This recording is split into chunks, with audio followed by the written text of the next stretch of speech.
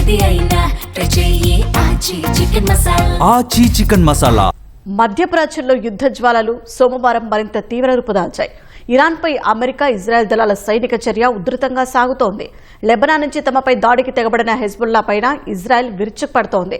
అటు ఇరాన్, దాని మిత్ర దేశాలు, ఇజ్రాయెల్ సహా గల్ఫ్ దేశాల్లోని చమురు శుద్ధి కేంద్రాలపై దాడికి దిగాయి. ఈ దాడుల తీవ్రత పెరుగుతుండగా యుద్ధం నుంచి బయటపడే స్పష్టమైన ప్రణాళిక లేకపోవడం వంటి అంశాలు సుదీర్ఘ పోరాటానికి దారితీసేలా కనిపిస్తున్నాయి. ఇరాన్పై సైనిక చర్య మరికొన్ని వారాలు కొనసాగే అవకాశం ఉందని అమెరికా అధ్యక్షుడు ట్రంప్ ప్రకటించారు. ఇరాన్పై అమెరికా, ఇజ్రాయెల్ దాడుల తర్వాత మధ్యప్రాచ్యంలో పరిస్థితులు అత్యంత వేగంగా మారుతున్నాయి. ఇరాన్, ఇజ్రాయెల్, లెబనాన్, గల్ఫ్ దేశాలపై యుద్ధ ప్రభావం తీవ్రంగా ఉంది. ఇరాన్ రాజధాని టెహరాన్పై ఇజ్రాయెల్ సోమవారం 250కి పైగా బాంబుల్ని ప్రయోగించి అక్కడి భద్రతా వ్యవస్థల్ని ధ్వంసం చేసినట్లు ప్రకటించింది. ఇదే సమయంలో ఇరాన్కు మద్దతుగా దాడులకు దిగిన హెజ్బుల్లాను అంతం చేయడమే లక్ష్యంగా ఇజ్రాయెల్ భీకర దాడులు చేసింది. లెబనాన్ రాజధాని బీరూట్తో పాటు దక్షిణ, తూర్పు ప్రాంతాల్లోని హెజ్బుల్లా స్థావరాలపై ఇజ్రాయెల్ డజన్ల కొద్దీ వైమానిక దాడులు చేసింది. ఈ దాడుల్లో మరణించిన వారి సంఖ్య 52కు చేరింది. మరో 154 మంది గాయపడ్డారు.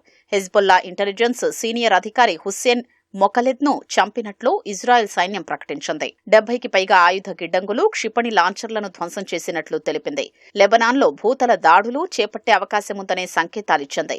దాడుల భయంతో వేలాది మంది ప్రజలు దక్షిణ లెబనాన్ నుంచి రాజధాని బీరూట్కు తరలి వెళ్లారు. మరోవైపు హెజ్బుల్లా గ్రూపు తమతో సంప్రదించకుండా ఇజ్రాయెల్పై దాడులు చేయడాన్ని లెబనాన్ ప్రభుత్వం తీవ్రంగా ఖండించింది. హెజ్బుల్లా సైనిక కార్యకలాపాల్ని లెబనాన్ ప్రభుత్వం నిషేధించింది. సుప్రీం లీడర్ ఖమేనీ మృతి తర్వాత ప్రతీకార దాడుల్ని తీవ్రతరం చేసిన ఇరాన్, ఇజ్రాయెల్తో పాటు గల్ఫ్ దేశాలపై విరుచుకుపడుతోంది. గల్ఫ్లోని చమురు శుద్ధి కేంద్రాల్ని లక్ష్యంగా చేసుకుని క్షిపణుల్ని సాధించింది. ఈ క్రమంలో సౌదీలోని అతిపెద్ద చమురు శుద్ధి కేంద్రమైన ఆరామ్కోపై దాడి జరగ్గా తాత్కాలికంగా మూసివేశారు. ఖతార్లోని చమురు శుద్ధి కేంద్రాలపైన ఇరాన్ దాడులకు యత్నించగా ఖతార్ ఎనర్జీ తన లిక్విఫైడ్ న్యాచురల్ గ్యాస్ ఉత్పత్తిని నిలిపివేసింది. ఇరాన్ నుంచి వచ్చిన 2 విమానాలు, 7 క్షిపణులు, 5 డ్రోన్లను కూల్చివేసినట్లు ఖతార్ రక్షణ శాఖ తెలిపింది. అటు ఇజ్రాయెల్ ప్రధాని బెంజమిన్ నెతన్యాహు ఇల్లు, కార్యాలయంపైన దాడులు చేసినట్లు ఇరాన్ ప్రకటించింది. ఆయన ఎలా ఉన్నారో తెలియదంటూ ప్రచారం చేసింది. అనంతరం బయటకొచ్చిన నెతన్యాహు ఆదివారం ఇరాన్ క్షిపణి దాడిలో 9 మంది ఇజ్రాయేలీలు మరణించిన ప్రాంతాన్ని సందర్శించారు. ఇరాన్ అణు ఆయుధాలు సాధిస్తే అది మానవాళికే ముప్పని ఆయన హెచ్చరించారు. ఇజ్రాయెల్ జరుపుతున్న సైనిక చర్య ద్వారా తనను తాను రక్షించుకోవడమే కాకుండా ప్రపంచ భద్రతను కాపాడడమే లక్ష్యమని పేర్కొన్నారు. ఇరాన్ అణ్వాయుధాల్ని తారు చేయకుండా అడ్డుకుని తీరుతామని అమెరికా అధ్యక్షుడు ట్రంప్ ప్రకటించారు. ఇరాన్పై దాడుల్ని మరింత తీవ్రతరం చేస్తామన్న ఆయన అవసరమైతే భూతల దాడులు చేస్తామని తెలిపారు. ఇరాన్పై దాడుల విషయంలో గల్ఫ్ దేశాలు తమ వెంటే ఉన్నాయని పేర్కొన్నారు. The United States military continues to carry out large-scale combat operations in Iran to eliminate the grave threats posed to America by this terrible terrorist regime.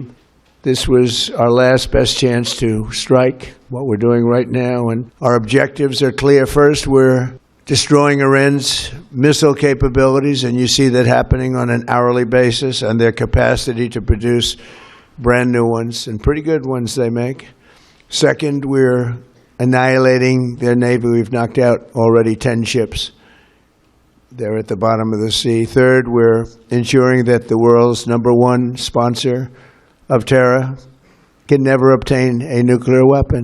And finally, we're ensuring that the Iranian regime cannot continue to arm, fund, and direct terrorist armies outside of their borders. We continue this mission with ferocious, unyielding resolve to crush the threat. Whatever the time is, it's okay. Whatever it takes, we will always, and we have right from the beginning, we projected 4 to 5 weeks, but we have capability to go far longer than that. We'll do it. అటు ఇరాన్పై దాడుల వివరాల్ని వెల్లడించిన America శ్వేతసౌధం ప్రతినిధి Karoline Leavitt Iran ప్రభుత్వానికి చెందిన 49 మంది అత్యున్నత స్థాయి నేతల్ని operation epic fury ద్వారా మట్టుబెట్టినట్లు ప్రకటించారు. ఒమన్ గల్ఫ్లో ఉన్న ఇరాన్కు చెందిన 11 యుద్ధ నౌకల్ని అమెరికా దళాలు ముంచేశాయని తెలిపారు. మరోవైపు ఇరాన్ దాడుల్లో ఇప్పటివరకు 6 అమెరికా సైనికులు ప్రాణాలు కోల్పోయారు.